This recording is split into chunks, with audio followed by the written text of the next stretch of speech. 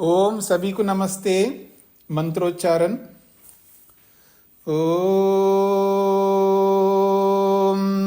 सहना भवतु सहनौ भुनक्तु सह वीर्यं करवावहै तेजस्विनावधीतमस्तु मा विद्विषावहै। ओम शांति शांति शांति। योग दर्शन की 142वीं कक्षा है। साधन पाद के 23वें सूत्र को लेकर के हम विचार कर रहे हैं। स्वस्वामी शक्तियोः स्वरूपोपलब्धि हेतु संयोगः। स्व और स्वामी, स्व संपत्ति को कहते हैं। पूरा दृश्य आत्मा की संपत्ति है। संपत्ति उसको कहते हैं जिसको भोगा जाता है, जिसका उपभोग किया जाता है। जिसका भी उपभोग किया जाता है उसको संपत्ति कहते हैं हम लोग।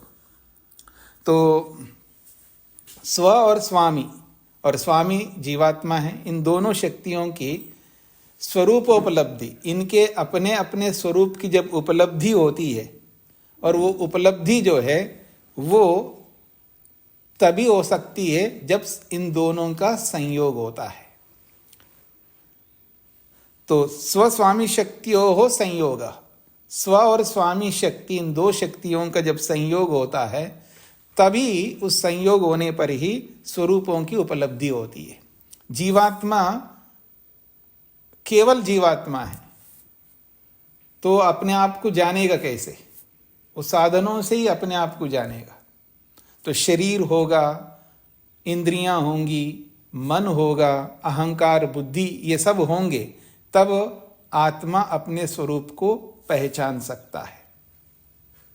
जब अपने स्वरूप को पहचानेगा तो शरीर के स्वरूप को, इंद्रियों के स्वरूप को, अहंकार, मन, बुद्धि, इन सब के स्वरूप को, इतना ही नहीं, ये तो शरीर के साथ जुड़ा हुआ है। जो शरीर से बाहर की जितनी भी वस्तुएं हैं, पूरा का पूरा ब्रह्मांड, इसके स्वरूप को भी समझ लेता है।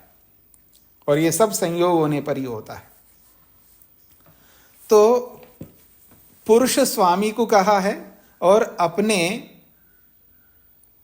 मन के साथ में अथवा पूरे दृश्य के साथ में ये संयुक्त होता है, ताकि दर्शनार्थ देखने के लिए, इन सबको समझने के लिए।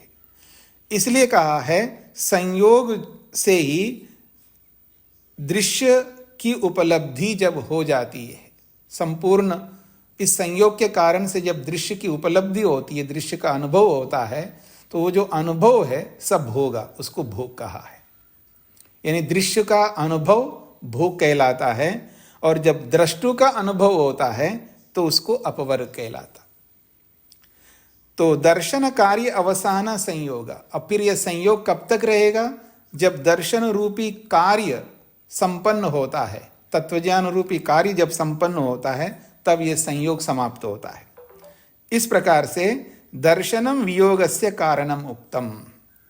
ये जो तत्वदर्शन है, यही दृश्य के साथ जो हमारा संयोग है उसका वियोग का कारण बताया। वियोग क्यों होता है? दर्शन होने पर वियोग होता है। जहां भी तत्वज्ञान होता है, वैराग्य होता है, वहां वियोग भी होता है। और उस वियोग को लेकर के आप डरते रहते हैं, क्योंकि छूटेगा मेरे से, पत्नी छूटेगी, बच्चे छूटेंगे, संपत्ति छूट जाएगी। पर वियोग तो दिखाई दे रहा है, लेकिन वहां ईश्वर के साथ संयोग दिखाई नहीं दे रहा है। उसके साथ वहां आनंद का संयोग जो होता है आत्मा के साथ, वो नहीं दिखाई देता है।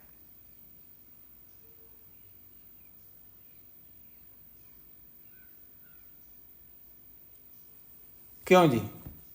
जब आपकी गाड़ी पुरानी हो गई, आउटडेटेड हो गया, क्योंकि कई बार बड़े मेट्रो सिटीज में जो है 10 साल के बाद, 15 साल के बाद उसको चला नहीं सकते, ऐसा कुछ रूल बनाया शायद, ठीक है ना। 15 साल के बाद उसको आप यूज नहीं कर सकते।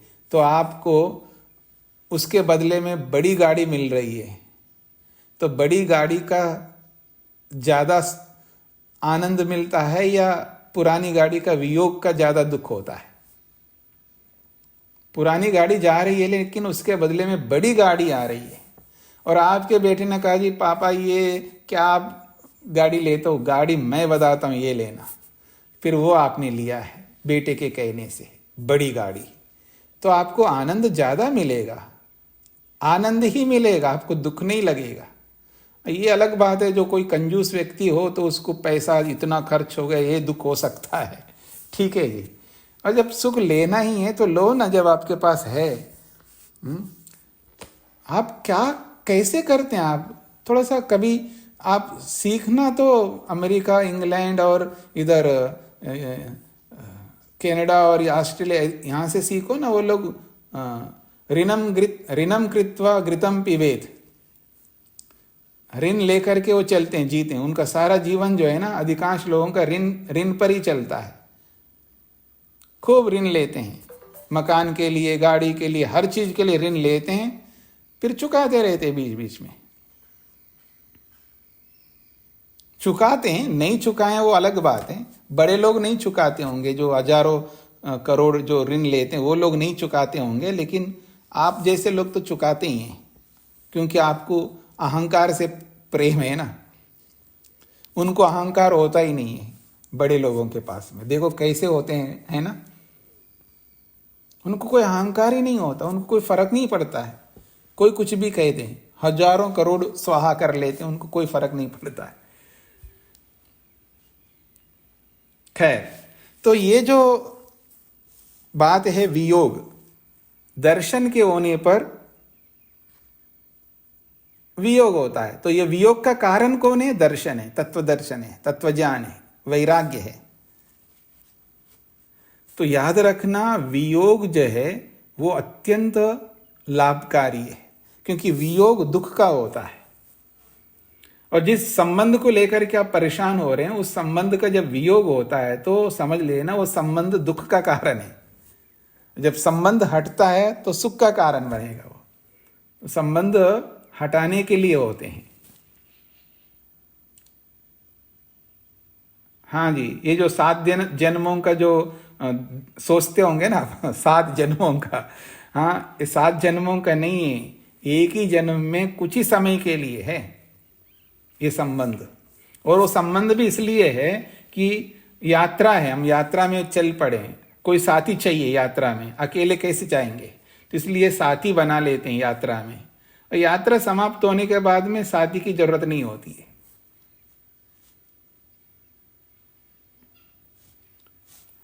हाँ जी, कोई बिजनेस क्लास में बैठ करके जाता है तो जब गंतव्य स्थान पहुंचने के बाद उससे प्रेम करके उसी सीट को पकड़ करके बैठता है या उतर के चला जाता है? पहले तो बसों में बैठते थे और बस भी कम होते थे और सीट रोकते थे। कोई आजकल के रिजर्वेशन के हिसाब से तो होता नहीं था। हमने तो बहुत किया है बचपन में। क्यों जी, सीट रोक करके रखना, ये मेरा सीट है, मेरा सीट है। बड़े लड़ाई कर रहे थे और अपना गंतव्य स्थान होता, लड़ाई वड़ाई सब समाप्त, उठ करके चले जा रहे हैं। और जो कोई बाद में उतरने वाला है ना, जिससे लड़ाई कर रहे थे ना, उठ करके भाई साहब बैठिए, आप ही बैठिए, हम तो जा रहे हैं। तो छोड़ना तो पड़ेगा ही ना। तो ये जो वियोग का कारण है दर्शन, तत्वज्ञान, वैराग्य। अब आगे बढ़ते हैं जी, तीसरी पंक्ति में, दर्शनम अदर्शनस्य प्रतिद्वंद्वी, दर्शनम अदर्शनस्य प्रतिद्वंद्वी इति अदर्शनम संयोग निमित्तम उक्तम। कहते हैं दर्शनम अदर्शनस्य प्रतिद्वंद्वी। ये जो दर्शन है, तत्वज्ञान है, विवेक, वैराग्य जो है, ये अदर्शनस्य प्रतिद्वंद्वी, ये अविद्या का विरोधी कारण है। प्रतिद्वंदी समझते हैं ना, विरोधी। ये जो दर्शन है, तत्वज्ञान है, वैराग्य है, इसका विरोधी कौन है? अविद्या है, अदर्शन है, मिथ्याज्ञान है, मूर्खत्व है। इसलिए कह रहे हैं अदर्शनम संयोग निमित्तम उक्तम। ये जो संयोग हो रहा है हमारा, हाँ जी मेरी ओर देखिएगा, आज मैं इस शरीर के साथ संयुक्त हूं क्योंकि मूर्खता है, अविद्या है। हम सब इस शरीर के साथ जुड़े हुए इसलिए हैं क्योंकि हमारे में अविद्या है, और इस अविद्या ने हमें इस शरीर के साथ संयुक्त किया है। जिसका भी जन्म हो रहा है तो समझ लेना वो अनलिमिटेड, अनगिनत मूर्खता को लेकर के जन्म ले रहा है। समझने का प्रयत्न करना। जो जन्म ले रहा है, जो शरीर के साथ संयुक्त हो रहा है, वो इसलिए हो रहा है क्योंकि उसके पास अनलिमिटेड अविद्या है। तो कहा जा रहा है अदर्शनम संयोग निमित्तम उक्तम। ये जो मूर्खता, अविद्या, अज्ञान है, यही संयोग का कारण है। तो हम सब शरीरों के साथ संयुक्त हैं, इसका अर्थ है सीधा हम मूर्ख हैं, अविद्याग्रस्त हैं। हाँ जी, कोई स्वीकार करेंगे आप में से कि जी मैं बहुत मूर्ख हूं? हाँ, शब्दों में नहीं, प्रैक्टिकल में स्वीकार करना है, सबके सामने स्वीकार करना है, सबके सामने। हमारे गुरुजी जो थे वो हमें शुरू में, हम योग की क्लास ले रहे हैं, शिविर चल रहा है और पढ़ा रहे हैं, बढ़िया, लोगों को अच्छा लग रहा है। तो हमारे गुरुजी बोलते थे देखो ये योग पढ़ा रहे हैं, ये योग पढ़ा रहे हैं, आप सबको शिविर में ये सब योग पढ़ा रहे हैं, इनके अंदर काम वासना, गुस्सा और ईर्षा, द्वेष, ये सब भरे हुए इनके अंदर। सारे शिविरार्थी लोग सन्न होकर के देख रहे हैं, सुन रहे हैं। बहुत अच्छा लगेगा ना? क्यों जी? गुरुजी ये हमें सुना रहे हैं, जो हम पढ़ा रहे हैं, क्लास ले रहे हैं, और वो हमें बता रहे हैं ये भरा हुआ है, इसके अंदर अविद्या भरी हुई है। कैसा लगेगा जी? कितना खराब लगता था शुरू में, हमें इतना गुस्सा आता था मन में, लेकिन गुस्सा को कर नहीं सकते, गुरुजी है, क्या करें। लेकिन आज समझ में आता है वो सही कह रहे थे। और एक विशेषता थी हमारे गुरुजी की, कभी भी हमारे सामने एक बार भी, मेरे को याद नहीं है, हमारी प्रशंसा की हो।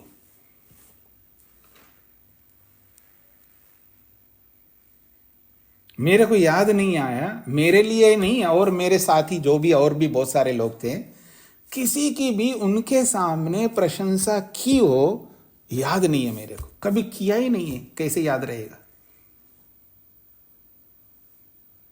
और जब वो उनके सामने नहीं होते, या हम उनके सामने नहीं होते, पीछे से कितनी प्रशंसा करते थे, बस पूछो मत।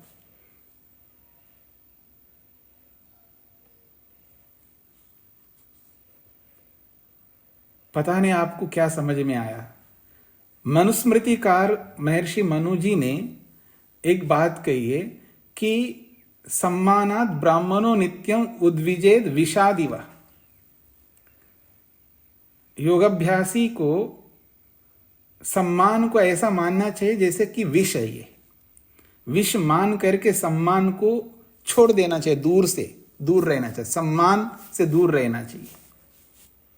और अपमान को ऐसे समझना चाहिए जैसा कि अमृत दे रहे हैं हमको, अमृत। अपमान को अमृत के समान मानो और सम्मान को विष के समान मान के त्याग कर दो। और हम लोग क्या करते हैं?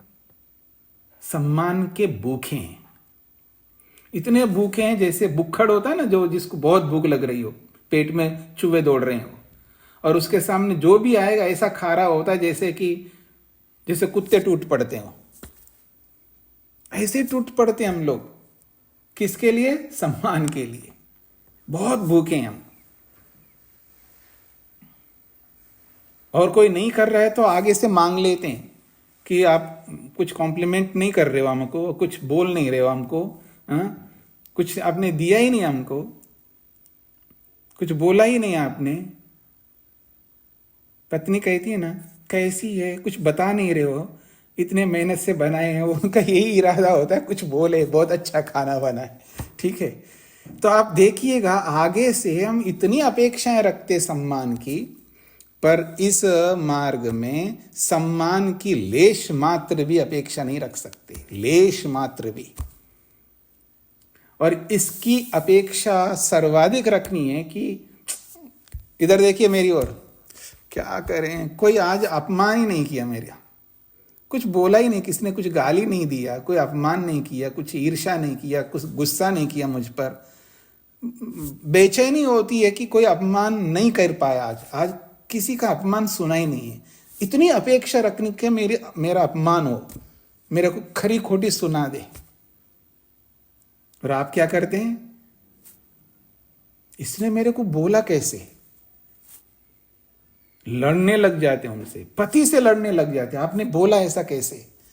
पत्नी लड़ जाती है, पति लड़ जाता है, हम आपस में लड़ रहे हैं कि आपको गलत बोला कैसे मेरे को, मैं इतना अच्छा काम कर रहा हूं और फिर आप ऐसे कैसे बोल सकते हैं। उनसे लड़ने लगते हैं, बात करना बंद कर देते हैं।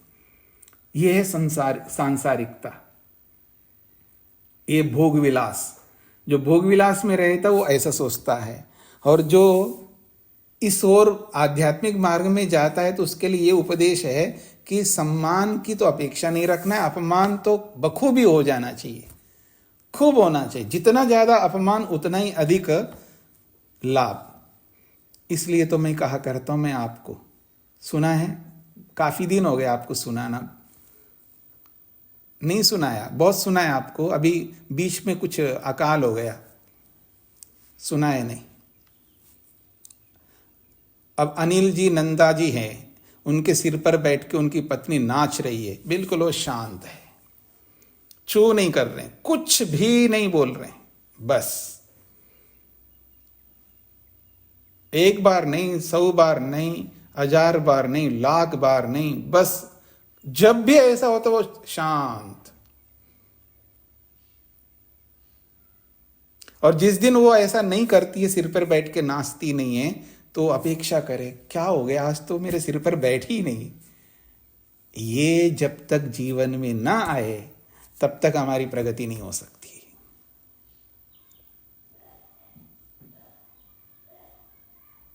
तो यहां ये बोला जा रहा है, ये जो अदर्शन है, ये जो मिथ्या जाने, जो मूर्खता है, यही तो संयोग का कारण है। और आज हम शरीर के साथ संयुक्त है, ये अलग बात है, किसी में मूर्खता कम हो सकती, किसी में ज्यादा हो सकती, ये तो हमारी योग्यता के ऊपर है। लेकिन ये अवश्य है, जब तक शरीर में रहेंगे और शरीर में रहते हुए हमने समाधि नहीं लगाई, याद रखना, हाँ, समाधि लगाने के बाद अविद्या हट जाती है अथवा रुक जाती है। संप्रज्ञा समाधि लगाई है तो अविद्या रुकी हुई है, अविद्या का प्रयोग नहीं कर सकता वो, भले वो सोई रहती है, प्रसुप्त अवस्था में रहती है, जो आपने पहले पाद में पढ़ा था। लेकिन जिसने असंप्रज्ञा समाधि लगाई है तो समझ लेना उसके पास अविद्या नहीं, भले शरीर में है लेकिन अविद्या नहीं रहेगी, क्योंकि समाधि लगा चुके हैं। और जिसने समाधि नहीं लगाई, समझ लेना उसके पास अविद्या अवश्य है, और उस अविद्या का प्रयोग जरूर करता है। हो नहीं सकता वो अविद्या का प्रयोग नहीं करता। वो ये नहीं बोल सकता मैं रागी नहीं हूं, मैं द्वेषी नहीं हूं, मैं मोही नहीं हूं, ये नहीं बोल सकता। अगर बोलता है वो झूठ बोलता है, अथवा उसको समझ ही नहीं है कि क्या बोलना चाहिए। अब ये अलग बात है कि वो जो राग उसके अंदर है वो कितने प्रतिशत में, किसी में 100% हो सकता, किसी में 90% हो सकता, किसी में 80 हो सकता, किसी में 50 हो सकता, किसी में 40 हो सकता, किसी में 10% हो सकता, किसी में 5 हो सकता, किसी में 1% हो सकता, पर है 1% तो 1%। हमारे गुरुजी कहा करते थे, दोष दोष होता है, त्रुटि त्रुटि होती है।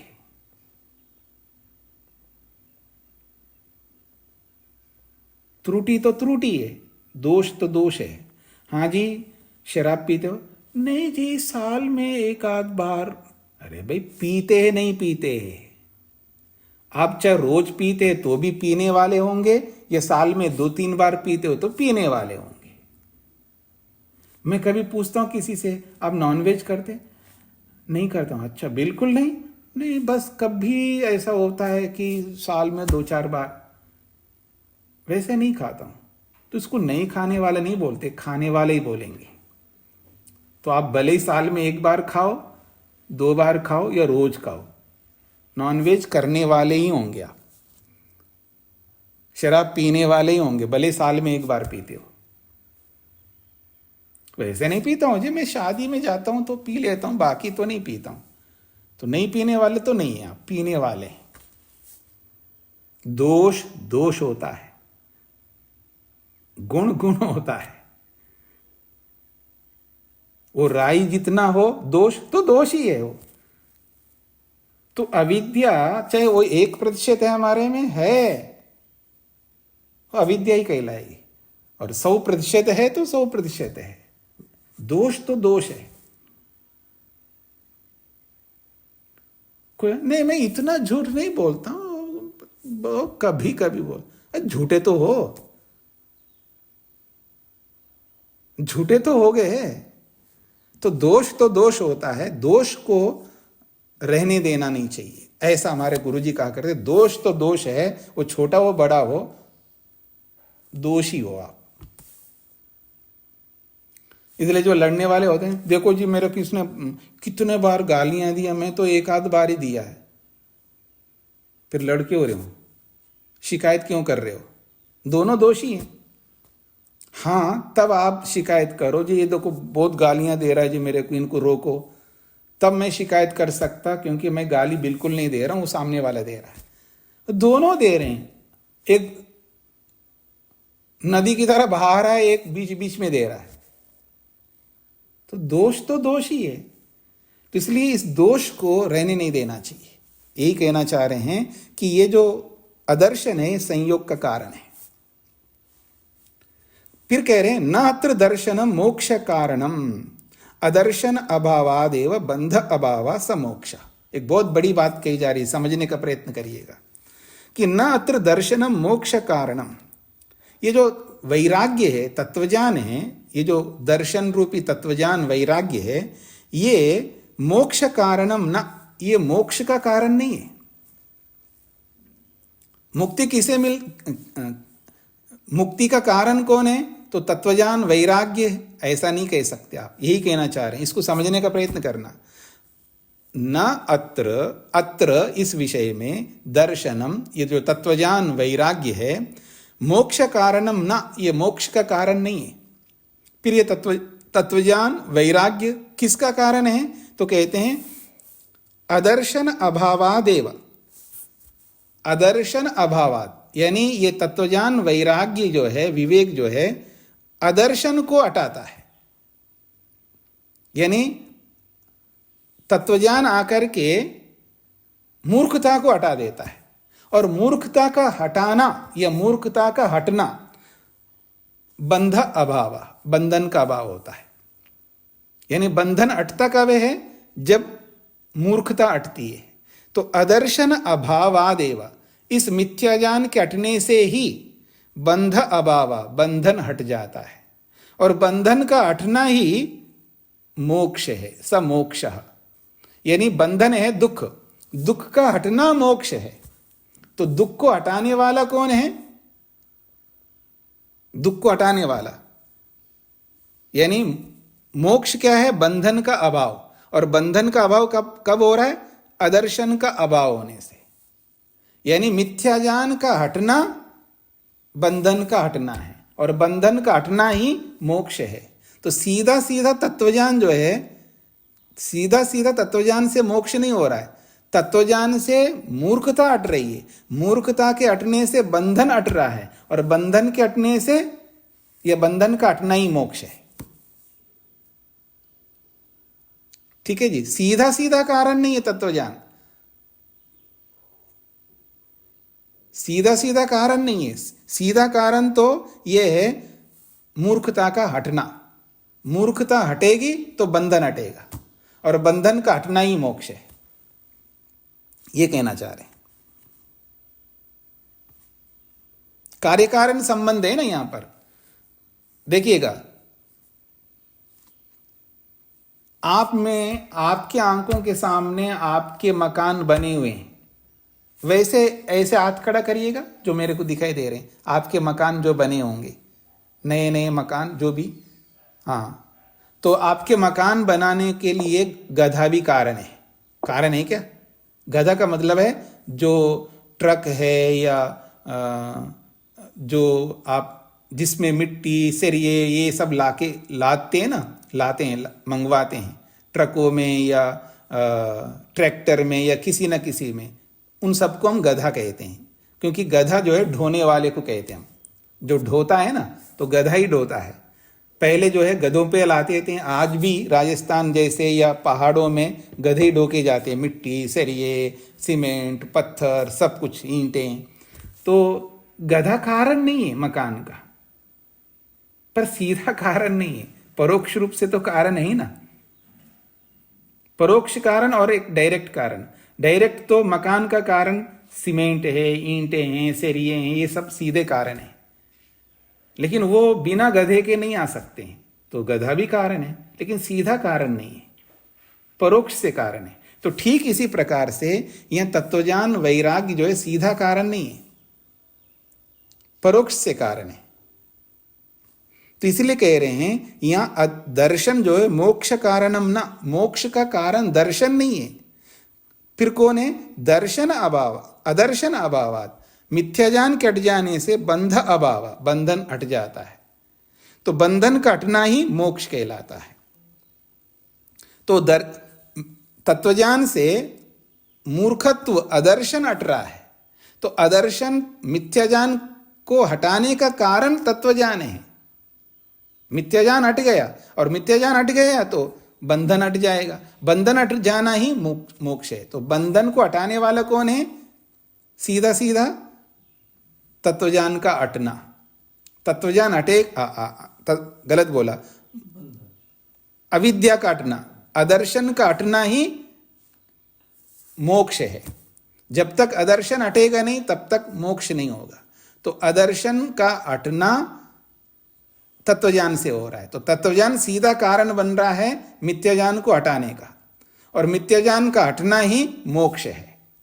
मिथ्याज्ञान हटे तो मोक्ष होगा। तो यह मोक्ष का सीधा कारण मिथ्याज्ञान का हटना है, और मिथ्याज्ञान को हटाने वाला है तत्वज्ञान। तो सीधा कारण दर्शन मोक्ष का नहीं है, यह समझना है आपको। आगे बढ़ते हैं जी। दर्शनस्य भावे, दर्शनस्य भावे बंध कारणस्य अदर्शनस्य नाश। अब उसी को खोल के समझा रहे हैं। दर्शनस्य भावे, जब तत्वदर्शन जो है, यथार्थ दर्शन, तत्वदर्शन, विवेक ख्याति या दर्शन भी बोल सकते हो। तो दर्शन का मतलब है सम्यक दर्शन। दर्शन का मतलब है तत्वज्ञान वैराग्य को ही दर्शन शब्द से बोला जा रहा है यहाँ। तो ये दर्शन से भाव है। जब हमारे जीवन में तत्वदर्शन होता है तो तत्वदर्शन होने पर बंध कारणस्य अदर्शनस्य नाश, बंधन का जो कारण अदर्शन है, अविद्या है, मूर्खता है, उसका नाश होता है। यानी दर्शन होने पर अदर्शन का नाश होता है। इत्यतः दर्शनम ज्ञानम कैवल्य कारणम उक्तम। इसलिए इस दर्शन रूपी ज्ञान को कैवल्य का, मुक्ति का कारण बता दिया है। यानी परोक्ष कारण है लेकिन परोक्ष को प्रत्यक्ष कारण के रूप में बोल दिया है।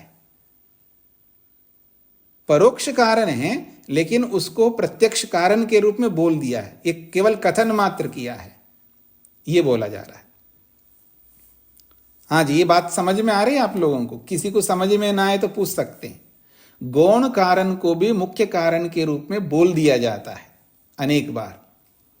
जैसे गाड़ी बहुत अच्छी चलती है जी, ये गाड़ी बहुत अच्छी चलती है, वो गौण कारण है। मुख्य कारण कौन है? ड्राइवर है। ड्राइवर के अच्छा चलाने पर गाड़ी अच्छी चलती है। तो मुख्य कारण कौन है गाड़ी के अच्छे चलने में? ड्राइवर है, लेकिन गाड़ी को बोल दिया जाता है। तो ऐसे ही यहां पर तत्वज्ञान, दर्शन गौण कारण है, मुख्य कारण तो मिथ्या ज्ञान का हटना है। जब तक मिथ्या ज्ञान हटता नहीं है तब तक मोक्ष नहीं हो सकता। मिथ्या ज्ञान के हटने के कारण से मोक्ष हो रहा है।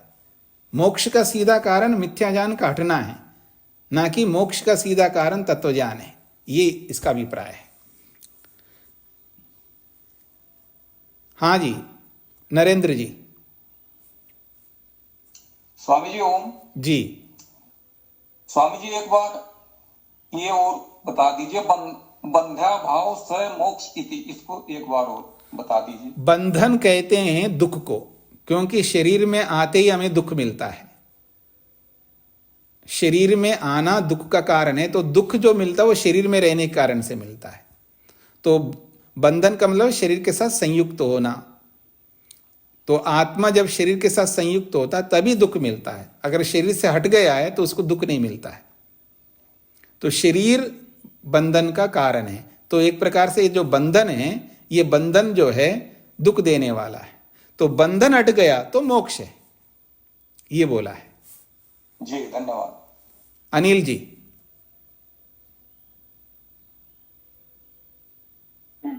ओम स्वामी जी। स्वामी जी दो प्रश्न थे। एक प्रश्न ये, आपका उदाहरण मुझे स्पष्ट नहीं हो पाया। आप कह रहे थे अपमान को विष, अपमान को अमृत और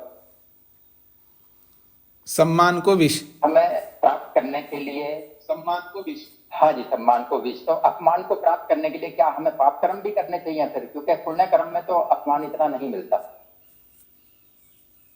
ये कंफ्यूजन। हाँ जी। नहीं नहीं नहीं, अपमान पाने के लिए पाप करने की कोई आवश्यकता नहीं है।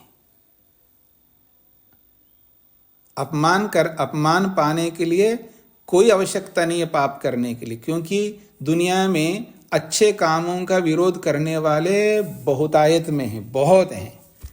आप अच्छे से अच्छे करते जाओ तो उनका गुजारा नहीं होता है। जो पाप करने वाले लोग जो है, जब आप अच्छा ही करते जा रहे हैं तो पापियों का अवसर ही नहीं मिलेगा ना। तो इसलिए वो जलते हैं आपसे, इसलिए वो आपका अपमान करते हैं, आपके ऊपर आरोप लगाते हैं। इसलिए अच्छे काम को नहीं छोड़ना है कभी। अपमान करने, अगर बुरा करेंगे तो वो कौन अपमान करेगा नहीं आपका, वो डरेंगे आपसे। अब मान लीजिए, एक उदाहरण देता हूं, किसी को पता चल गया कि मैं गुंडा हूं, तो मेरा कौन अपमान करेगा? वो डरता है मेरे से।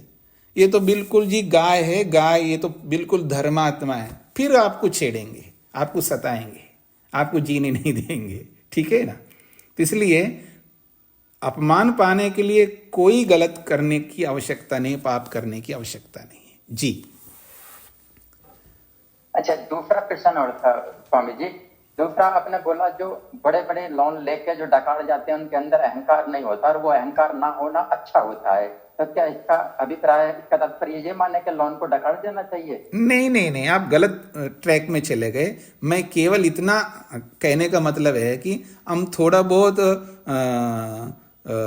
लोन लेते हैं और उसको बताते नहीं हैं, और गुपचुप जो है उसको चुका देते हैं, किसी को पता नहीं लगने देते हैं, क्योंकि हमारा अहंकार रहता है। इस अर्थ में मैंने बोला। और वो लोग इतना करोड़ों का क्या कहते हैं, करोड़ों,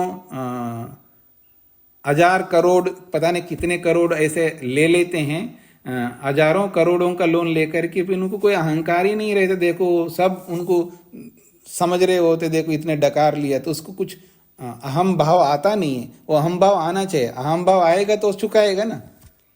उसके अंदर अहम भाव ही नहीं आ रहा है। उस अर्थ में, गलत अर्थ में बोला है। ये अहम भाव ठीक है, ये वाला जो आप कहना चाह रहे हैं, अहम भाव आना चाहिए ना। हम ही तो आगे बढ़ाता है व्यक्ति को।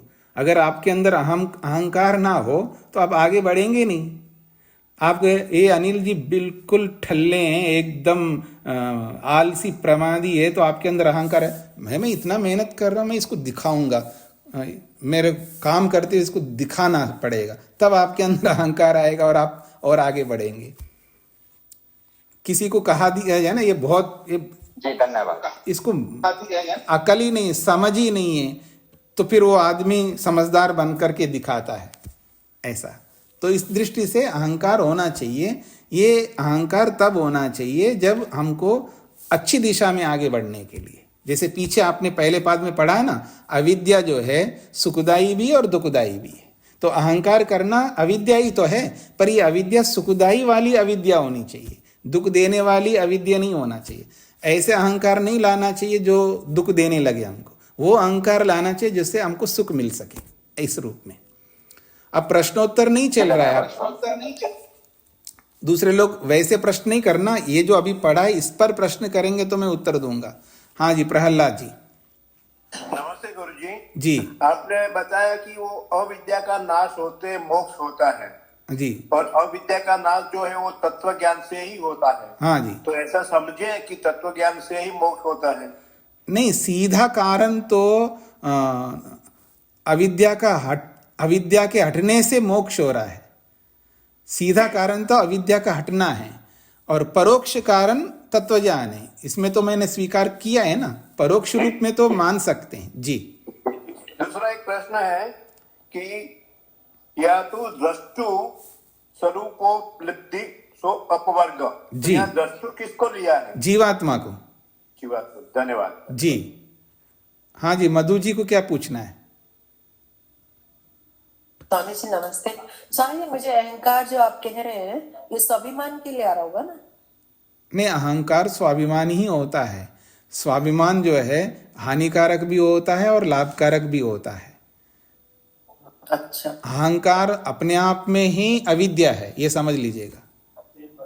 अच्छा, एक बात आप कह रहे थे अभी कि इस शरीर में तो अविद्या से युक्त है, बिल्कुल ठीक है जी। लेकिन जैसे कि योगी होते हैं, एक स्थिति स्तर पर पहुंच जाते हैं, तो जो समाधिस्थ होंगे वो तो इस शरीर में होंगे, तो अविद्या तब दूर हो जाएगी। तो कब तक कहते रहेंगे हम अविद्या से ग्रसित हैं? मैंने बोला था ना अभी, मैंने ये बोला था कि जो असंप्रज्ञात समाधि जिसने लगाई है, भले वो शरीर के साथ संयुक्त है लेकिन उसके पास अविद्या नहीं रहेगी।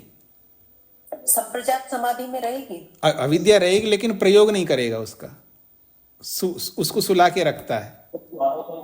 तो वो जागृत हो सकती है यदि हाँ, असंप्रज्ञात समाधि तक नहीं गए तो। असावधानी वर्तेगा तो अविद्या जागृत हो सकती है। अच्छा, ठीक है स्वामी जी। धन्यवाद। जो अभी तीसरा पाठ जब पढ़ेंगे ना, तब वहां बताया जाएगा कि कोई आदमी गिरता है तो कौन गिरता है। कोई आदमी चढ़ा हुआ है वही तो गिर सकता, कोई चढ़ा ही नहीं वो क्या गिरेगा, वो तो पहले से गिरा हुआ है। और मैं आप सबको बोल दूं, हम सब गिरे हुए लोग हैं, हम तो चढ़े ही नहीं है, गिरना क्या है, पहले से गिरे हुए हैं। तो जो चढ़ा हुआ है, ऊपर गया हुआ है, वही गिरता है। उसकी चर्चा करेंगे, कौन गिरता है कौन नहीं गिरता है, इसकी चर्चा करेंगे आगे तीसरे पाद में। सारी बातें मुक्ति के लिए जो जो आवश्यक है सब कुछ बताएंगे योग दर्शन में, कुछ भी नहीं बचा के रखते योग दर्शनकार। ये पूरा जीवन है, योग दर्शन जो है हमारा संपूर्ण जीवन को यहाँ पर पर्दे पे दिखा रहे हैं। योग दर्शन जो है एक प्रकार से सिनेमा है, पिक्चर है, याद रखना। इसमें सब दिखाएंगे, हमारा संपूर्ण जीवन को दिखाएंगे। तो आगे बढ़ते हैं जी। ये जो बात कही गई है अदर्शन, अदर्शन के हटने पर बंधन का अभाव होता है और बंधन का अभाव ही मोक्ष है। तो ये जो बोला गया कि अदर्शन, ये अदर्शन है क्या चीज, अदर्शन किसको कहते हैं, इसकी चर्चा आगे कहा जा रहा है। तो सूत्र का स्वरूप तो पूरा हो गया, अब केवल अदर्शन के स्वरूप को समझाने के लिए आगे बोला जाता है। अलग अलग लोग अदर्शन की व्याख्या अलग अलग करते हैं, तो अलग अलग ऋषि लोगों ने अदर्शन को अलग अलग स्वरूपों में स्पष्ट किया है। तो उसी बात को यहां पर प्रस्तुत किया जा रहा है। किंच इदम अदर्शनम नाम, जिसको आप अदर्शन कह रहे हो, मिथ्या ज्ञान कह रहे हो, मूर्खता कह रहे हो, नासमझपन कह रहे हो, वो क्या चीज है, किसे अदर्शन कहते हैं? यानी दर्शन का अर्थ हो गया तत्वज्ञान, वैराग्य, विवेक, और उसका उल्टा अदर्शन है। तो वो अदर्शन क्या चीज है, ये प्रश्न किया है। किंच इदम अदर्शनम नाम, ये जो अदर्शन है ये क्या चीज है? अब वो प्रश्न करते हुए बता रहे क्या इसको अदर्शन कहते हैं, पूछ रहे हो किम गुणानाम अधिकारः, किम गुणानाम अधिकारः, गुणों का अधिकार ही आदर्शन है क्या, ये प्रश्न कर रहे हैं। तो गुणों का अधिकार समझ रहे हैं ना आप लोग, पहले पाद में पढ़ लिया था गुणों का अधिकार क्या है। रूप जी बताएंगे गुणों का अधिकार क्या है।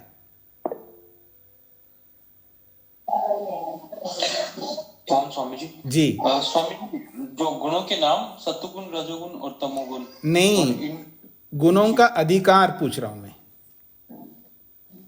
गुणों का अधिकार, हाँ, गुण तो सत्वरस्तम है, वो मैं समझ रहा हूं, आपको पता है, लेकिन गुणों के साथ में अधिकार शब्द है ना, गुणानाम अधिकार, गुणों का अधिकार। तो ये अधिकार क्या है गुणों का, ये मेरा प्रश्न है।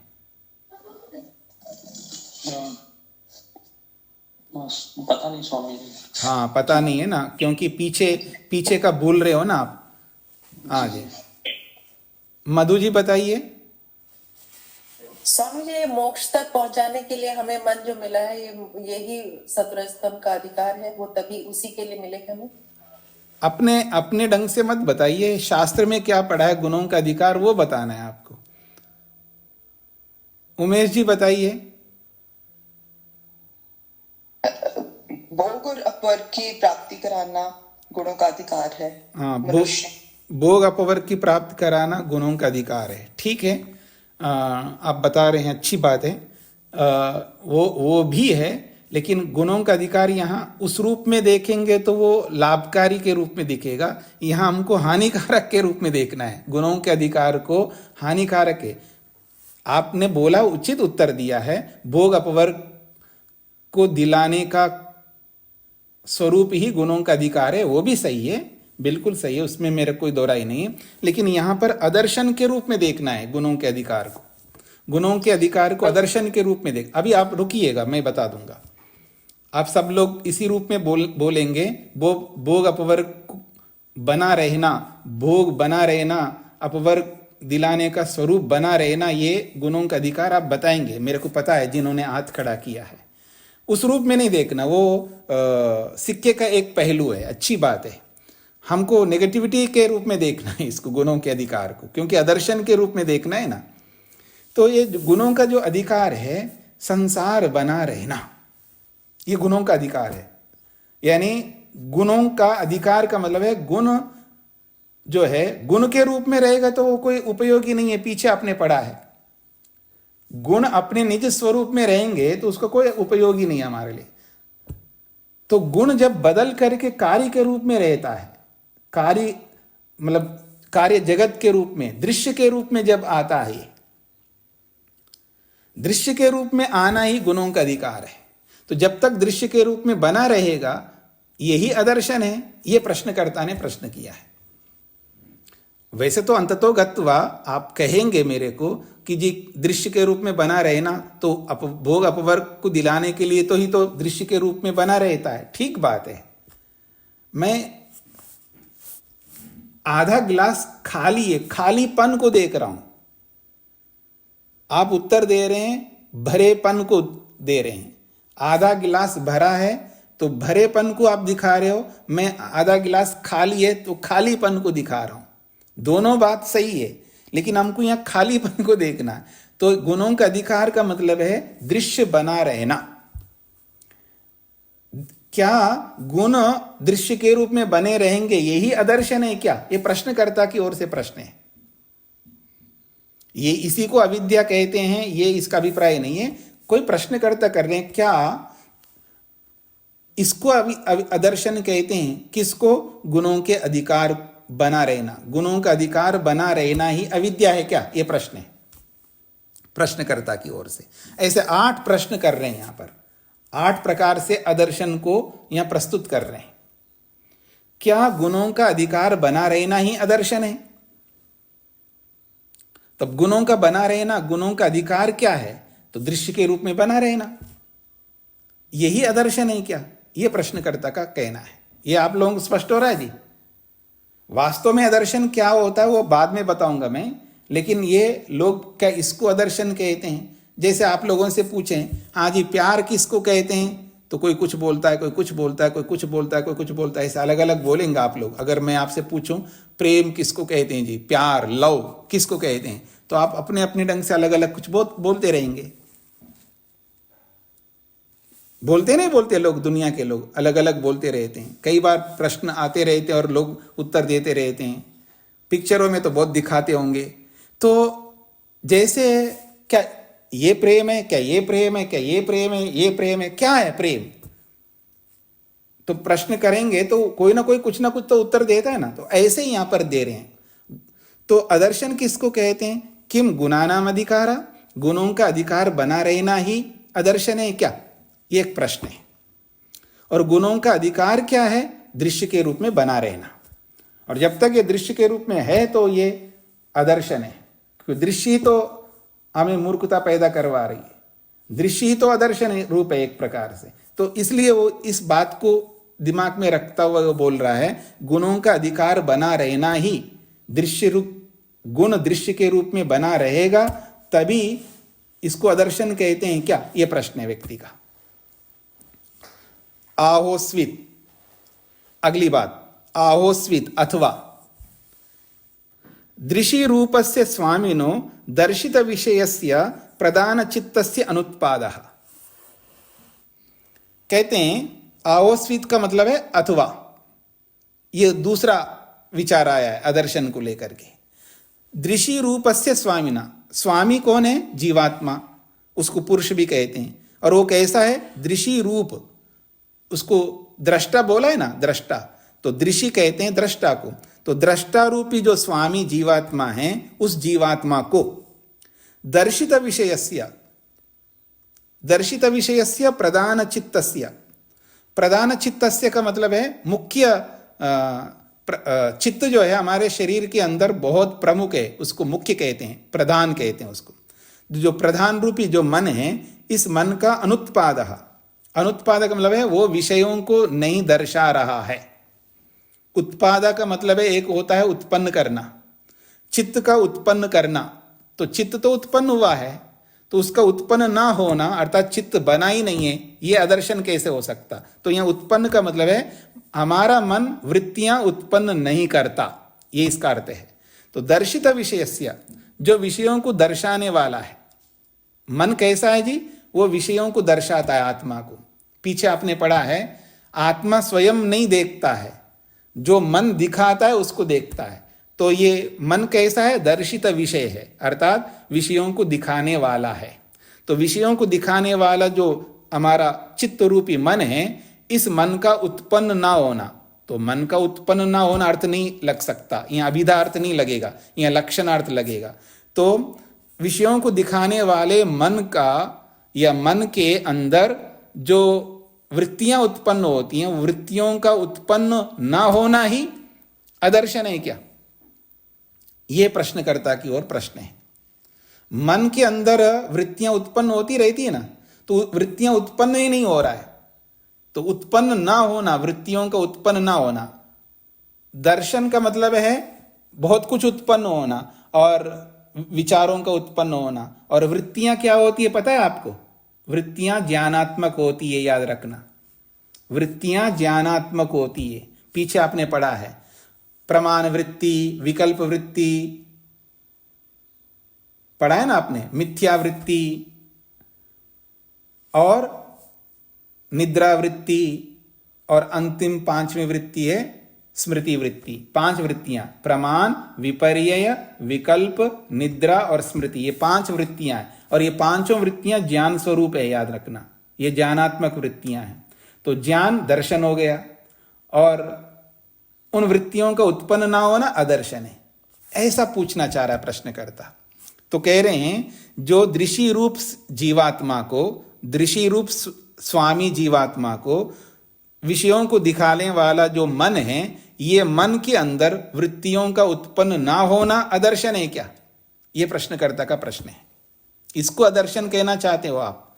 ये प्रश्नकर्ता प्रश्न कर रहा है। दृषि रूप स्वामी जीवात्मा को विषयों को दिखाने वाला जो शरीर के अंदर प्रमुख रूप से जो मन है, इस मन के अंदर वृत्तियों का उत्पन्न ना होना अदर्शन है क्या? ये दूसरा प्रश्न है। ये प्रश्न समझ में आ रहा है जी आप लोगों को?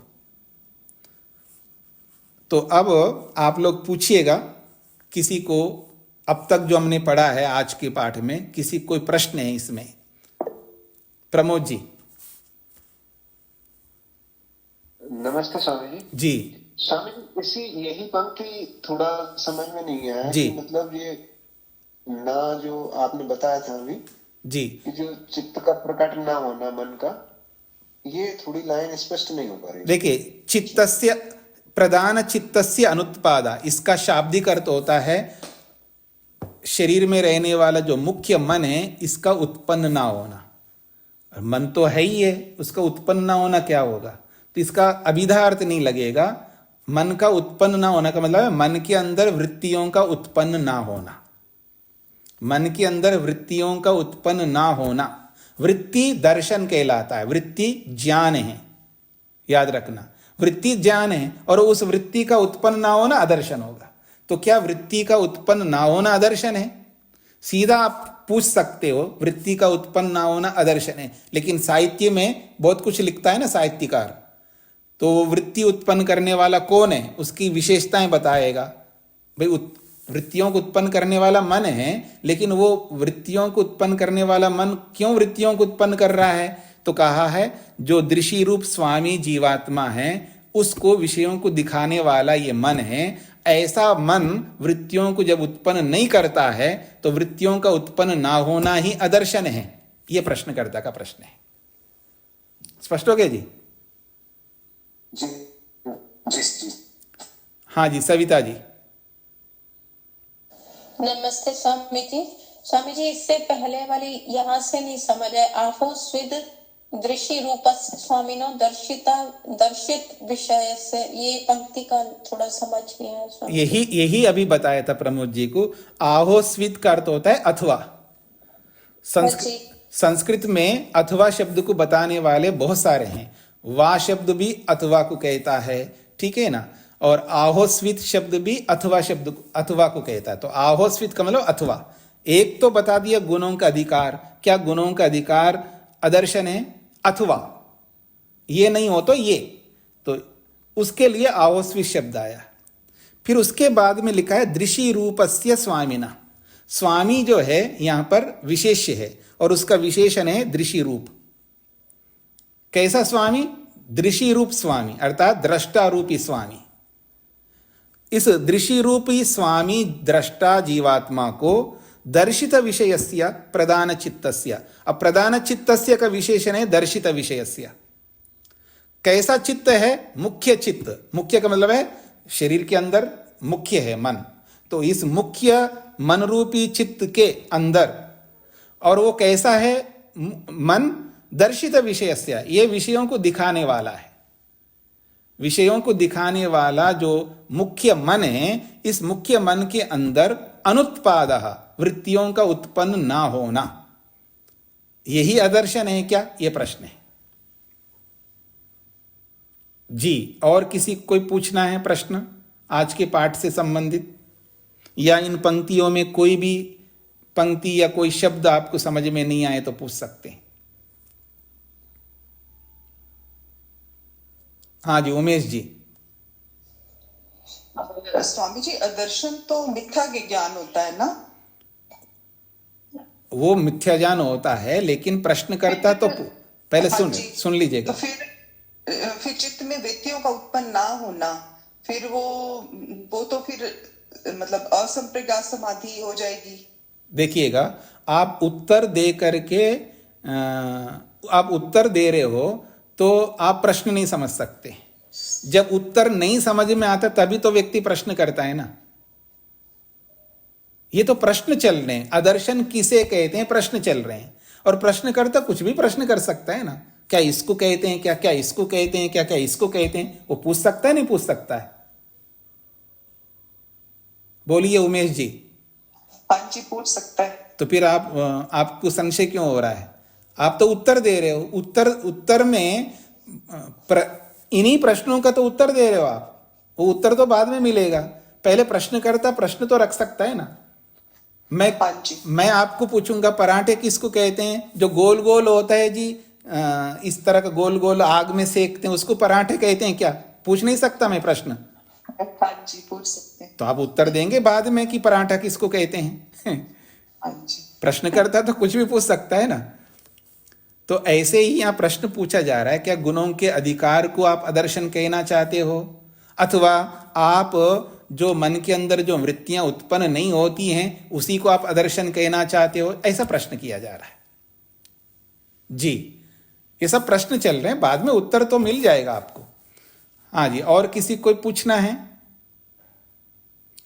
तो आज का जो पाठ हुआ है इसमें मोक्ष का कारण कौन है, अगर आपसे कोई पूछे शास्त्र के अनुसार, तो आप कहना बंधन का हटना ही मोक्ष कहलाता है, और बंधन को हटाने वाला ये है अदर्शन। अदर्शन के हटने से, यूं कहना चाहिए, अदर्शन का हटना ही, मूर्खता के हटने से मोक्ष मिलता है।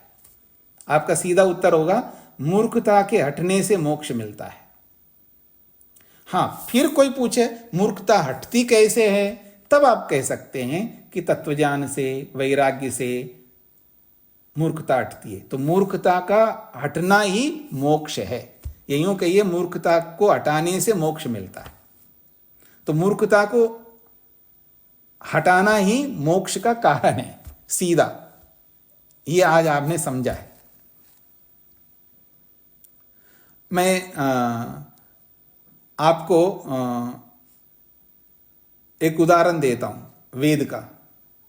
अविद्यया मृत्युम तीर्थवा विद्यया मृतम अश्नुते। वेद मंत्र कहता अविद्या से मृत्यु को तर सकते हैं। तो वो अविद्या का मतलब ये वाली अविद्या नहीं, वहां पर यानी मृत्यु को तरना या मृत्यु से छूटना। मृत्यु को छुड़ाने वाला कौन है वहां पर? तो वहां कहा है अविद्या। वहां अविद्या का मतलब है कर्म और उपासना।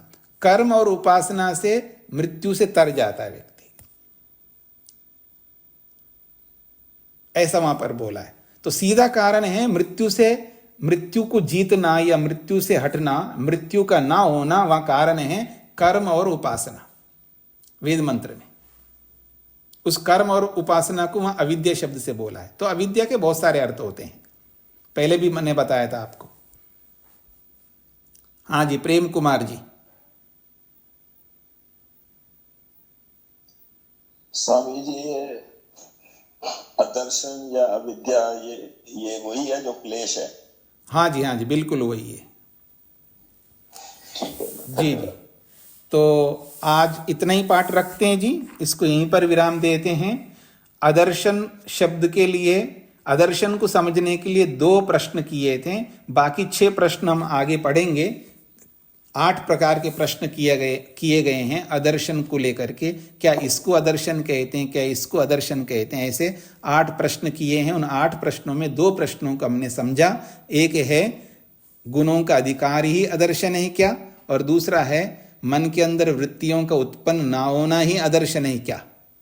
बाकी 6 विषयों को हम आगे समझेंगे। ओम शांति शांति शांति।